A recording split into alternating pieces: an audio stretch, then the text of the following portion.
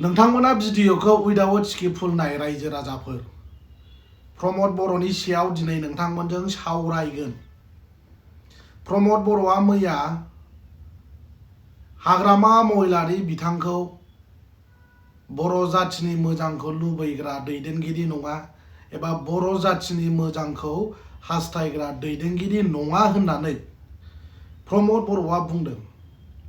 जुदि नोंथाङा बर' जाथिनि मोजांखौ हास्थायग्राब्ला मोजांखौ लुबैग्रा जुदि गुड क्वालिटी गोनां जुदि दैदेनगिरि लिडार मोनब्ला नोंथाङालाय बर' जाथिखौ मानोथो मिसलिडिं खालामदों मिस्टार प्रमद बर' हारिनि जौगानाय थामोनथा आरो रैखाथि आरो खौसेथिनि जेब्लायबो नोंथाङा खोथा बुंबाय थायो।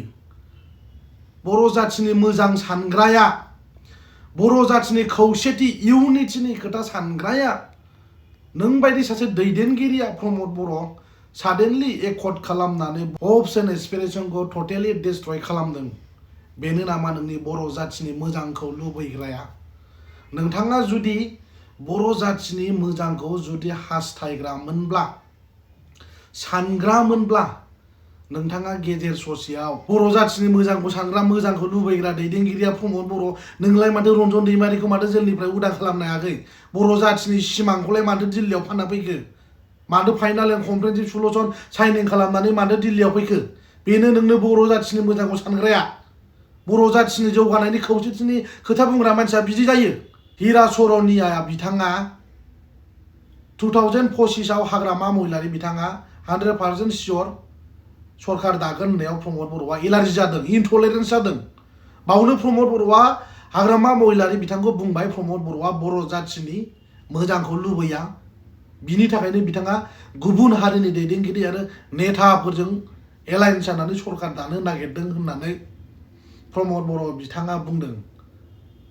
लाजिथाव दुखुनांथाव प्रमद बर', नोङो सासे जुदि सुप्रिम सेक्रिफाइस खालामनाय जुदि सासे दैदेनगिरि नेता मोनब्ला दिनैनि डेटआव नोंलाय मानोथो बर' जाथिनि मोननांगौ मोनथाय अधिकारखौ गेजेर ससेयाव मानोथो दंस' खालामखो? बेनो जाहैबाय नोंनि बर' जाथिनि मोजां सानग्रा मोजां खामानि मावग्रा, जों मोजांखौ जेब्लायबो हास्थायो, बर' जाथिनि थांनानै थानायनि थामोनथा आरो रैखाथि आरो खौसेथिनि थाखाय अलवेज एन्ड फ्रिकुवेन्टलि जों खामानि मावबाय थागोन होननानै प्रमद बर'आ बुंदोंमोन आरो मावबोबाय थादों होनना बुंदों। गेजेर ससेयावलाय बर' जाथिनि सिमांखौ मानोथो दंस' खालामखो?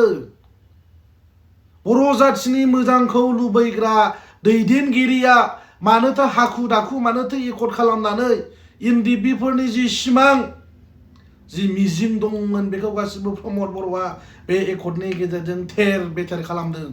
रायजो राजाफोर ओंखायनो सांग्रां जानांगौ, कनसियास जानांगौ। प्रमद बर'आ बर' जाथिखौ थगायनानै बिटिआर एग्रिमेन्ट खालामनानै बिटिसिनि CM जादों। अब्लाबो प्रमद बर'आ लाजिबावा, बर' जाथिखौ फानाखै, बर' जाथिनि मोजांसो खामानि मावगासिनो दङ होननानै प्रमद बर'आ जेब्लायबो बुंनानै लाबाय थायो। बिटिआर एग्रिमेन्ट जाखांनायनि उनाव बर' जाथिनि मा उन्नयननि मा इनफ्रास्ट्राक्चार खामानि मावखो? बिटिआर एकर्डनि बबे दफाया मावफुंजाखो दाना फिननाय होदो। बर' जाथिनि मोजांखौ लुबैग्रा सानग्रा खोथाया बेबायदि जाया। जुदि नोंनाव मोजां साननाय मोजां थट्स जुदि दङमोनब्ला बिनि सायाव गुवारै सावरायलायनानै बे एकर्डखौ खालामगौमोन। हाखु दाखु एकर्ड खालामनानै जाय बिथांमोना नांसोमनानै बावसोमनानै दिनैसिमबो जोबथेसालियाव दं, बिथांमोननि गाबनाय दुखु खस्थ'खौ प्रमद बर'आ नुदों नामा?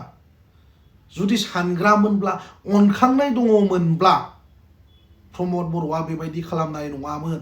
रायजो राजाफोर, बड'फा उपेन्द्रनाथ ब्रह्मनि सिमांखौनो प्रमद बर'आ जुदि थगायनो हायोब्ला, दिल्लीयाव थांनानै बड'लेण्ड सेपारेट स्टेट नांला होननानै लिरनानै फैनो हायोब्ला, अब्ला जों बेखौ मा बुंनांगौ रायजो राजाफोर? आरो बिनिफ्राय देरसिन आरो मा खोथा थाबावनो? नाथाय प्रमद बर'आ गावनि पलिटिकेल केरियारनि थाखाय एबा पलिटिकेल बेनिफिट्सनि थाखाय फर्मार CM अफ BTC हाग्रामा महिलारि बिथांखौसो बर' जाथिनि सेन्टिमेन्ट गैया, ब्लाड गैया, बर' हारिनि जौगानायनि थाखाय सानग्रा नङा, मोजां साननाय गैया, बर' जाथिनि मोजांखौ हास्थायग्रा लुबैग्रा दैदेनगिरि नङा होननानै प्रमद बर'आ हाग्रामा महिलारि बिथांखौ बुंदों।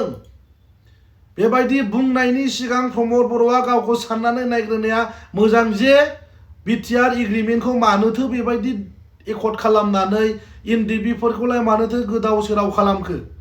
बर' जाथिनि सिमांखौ आलादा रायजो बड'लेण्ड सेपारेट स्टेटखौलाय मानोथो बेबायदि दंस' खालामखो? दिल्लीयाव थांनानै बड'लेण्ड नांला होननानै लिरना गारबोबाय। मा बे बर' जाथिखौ फाननाय जादोंना जायाखै? अराय समनि थाखाय बड'लेण्ड नांला आन्दोलन खालामला होननानै प्रमद बर'आ दिल्लीयाव लिरना गारबोदों रायजो राजाफोर। आरो लाजिबावा बर' जाथिखौ फानाखै होननानै बिथांमोना बुंबाय थायो। बिटिआर एग्रिमेन्ट जानानै बर' जाथिया मा मोनखो? माबायदि मुलाम्फा जाखो? माबायदि हिउज डेभेलप जाखो? रायजो राजाफ्रा बेखौ बिजिरनानै नायनांगोन। आरो बिटिसि बिसायख'थिया बारा गोबाव गैला रायजो राजाफोर। ओंखायनो सांग्रां जानांगौ।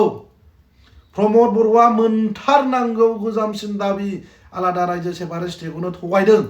सानसे नङा सानसे जोंनि सेपारेट स्टेट बड'लेण्डआ मोनखागौमोन, जाफुंगौमोन। नाथाय बे बड'लेण्ड सेपारेट स्टेटखौ दंस' खालामग्रा एक नाम्बाराव जाहैबाय प्रमद बर' रायजो राजाफोर। बिनि खोथाखौ खोनासंनो नाङा, ट्रास्ट खालामनो नाङा। बिथांनि जि खोथा बुंनाय गासिबो आनएक्सपेक्टेड, आनबिलिभेबल।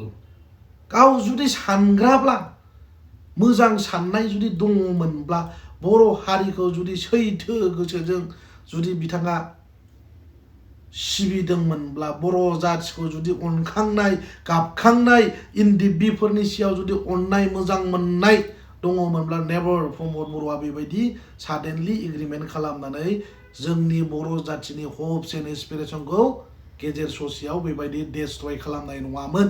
दिस इज भेरि आनफर्चुनेट, दुखुनांथाव। रायजो राजाफोर दिनै प्रमद बर'आ जेनगोनखौ मोनथिखानानै दिनै हाग्रामा महिलारि बिथांखौ रायजो राजाफोरनि गेजेराव हाद्रि बाला सारनानै जाहाथे बिथांखौ गाज्रि मोनहोनो हायो, नैबेबायदि स्ट्रेटेजिखौ प्रमद बर'आ खालामबाय थायो जेब्लायबो। नाथाय प्रमद बर' बिथाङा बर' जाथिनि मोजां सानग्रा मावग्रा मानसि नङा, बे सिदा खोथा। जुदि बर' जाथिनि मोजांखौ हास्थायग्रा सानग्रा जुदि मोजां जुदि दैदेनगिरि लिडार मोनबा प्रमद बर'आ बेबायदि एकर्ड खालामनानै दंस' खालामनाय नङामोन। रायजो राजाफोर गोसोआव ला। आरो बिटिआर एग्रिमेन्ट जाखांनानै दिनै 5 बोसोर जाबाय। अब्लाबो मानि थाखाय दासिमबो बिटिसि? प्रमद बर'आ जे बुंबाय थायो बिटिआर बिटिआर बिटिआर बिटिआर, बिटिसिखौ दिनैसिमबो मानो दाननो हादिया? बिनि फिननायखौ जोंनि बर' रायजो राजाफ्रा सोंनांगौ प्रमद बर'नाव, इउपिपिएलनाव। क'क्राझारनि सेक्रेटारियेट अफिसनि लांगोना मोखाङाव बिटिसिसो लिरनाय दं रायजो राजाफोर। जुदि बिटिआर जाबायब्ला, मोनबायब्ला, एग्रिमेन्टआथ' जाबाय थिग आसे, बेखौ जोंनि बर' रायजो राजाफ्रा मोनथिगौ। नाथाय 5 इयार्स जाबाय, दिनैसिमबो बिटिआर बे मोनथामल' आखरखौनो दिनैसिमबो स्टिल प्रमद बर'आ मानो लिरनो हायाखै? जागोना मा? सानना नायदो अब्ला रायजो राजाफोर। एकर्डआवनो लिरनाय दंखायोलै रायजो राजाफोर। बिटिएडिनि जायगायाव बिटिआरल' अनलि रिनेम। देयार इज नो सेन्स। बाव जेबो सोलाय सोल' गैया। जायनि थाखाय प्रमद बर'आ बिटिसिखौ दाननानै बिटिआर दिनैसिमबो लिरनो हायाखै। बेनो रिजना रायजो राजाफोर। दासिमबो बिटिसि आरो बे बिटिसियैनो थाबाय थागोन।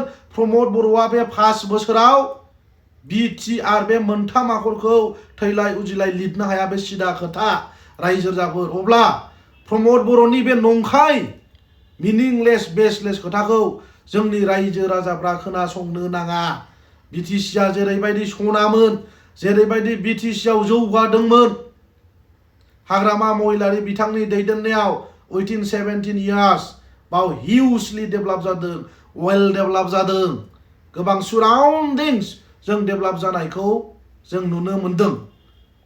नाथाय प्रमद बर'आ जेबो जायाखै, खामानि मावाखै, जाजोबदों मादों हेनथेन वाटेभार बेबायदि खोथा बुंबाय थायो। मोनसेल' फिननाय हो, माब्ला लिरगोन बिटिआरआ? आरो फाउन्डार अफ एनडिपि रन्जन दैमारिया माब्ला जेलनिफ्राय गगोन? बर' जाथिखौ जुदि नोंथाङा सानग्रामोनब्ला, अनखांनाय दंमोनब्ला बेबायदि एकर्ड खालामनाय नङामोन प्रमद बर', सिदा खोथा। आरो रायजो राजाफ्रा सांग्रां जा। फाइनालि आं बे भिडिअनि गेजेरजों रायजो राजाफोरखौ आपिल खालामो। फैबाय थानाय 2025 मायथाइनि जानो गोनां बिटिसि बिसायख'थियाव रायजो राजाफ्रा बिपिएफ पार्टिखौ सापर्ट खालामनांगौ। मानो? सापर्ट खालामनांगौ नोंथांमोना बयबो बुजिखाबाय बिटिसि आरो बिटिआर एकर्डनि गेजेराव डिफारेन्सिएशना मा नोंथांमोना बेखौ अलरेडि बयबो जोंनि रायजो राजाफ्रा बुजिखाबाय प्रमद बर'नि जि खोथा बुंनाय गासिबो नंखाय बेखौ रायजो राजाफ्रा बिजिरनानै नाय बर' जाथिखौ प्रमद बर'आ बड'लेण्डबो थगायबाय आरो बर' जाथिया ओरैबायदि गोजौआव फैबाय डेभेलप जाबाय बर' जाथिनि थांनानै थानायनि थामोनथा आरो रैखाथिनि थाखाय प्रमद बर'आ दिनैसिमबो मोजां खामानि मावाखै जुदि बड'लेण्ड सेपारेट स्टेटआ जाफुङोमोनब्ला जोंहा बाव खुनु जेबो बुंनांगौ गैलामोन प्रमद बर'आ दिल्लीयाव बड'लेण्ड सेपारेट स्टेटखौ बर' रायजो राजाखौ फानदों बे सिदा खोथा इउपिपिएलनि मानसिफ्रा फानाखै होनना बुंबाय थायो मानो फानाखै सोर अधिकार होदों प्रमद बर'नो दिल्लीयाव दिनैनिफ्राय बड'लेण्ड नांला सेपारेट स्टेट होननानै अराय समनि थाखाय जोंनो नांला डिमान्ड खालामला बर' जाथिनि मोननांगौ मोनथाय गासिबो जि हाबिला जि थांखिफोर दंमोन बे गासिबो मोगथां महर मोनबाय जाफुंजोबबाय होननानै प्रमद बर'आ लिरनानै साइन गारबोदों final and comprehensive solution that means बिनि ओंथिया रायजो राजाफोर मोनजोबबाय फुलफिलमेन्ट जाबाय बर' रायजो राजाफ्रा जेरैबायदि एक्सपेक्टिं खालामदोंमोन बे एभ्रिथिं फुलफिलमेन्ट जाबाय बे एकर्डनि गेजेरजों बिनिखायनो final and comprehensive solution shining खालामनानै प्रमद बर'आ दिल्लीयाव फैदों बिनिखायनो रायजो राजाफोर फैबाय थानाय 2025 आव इउपिपिएल आरो प्रमद बर'खौ बिदाय होनांगौ रायजो राजाफोर नोंथांमोना बयबो सांग्रां जा लोगोफोर थेंक इउ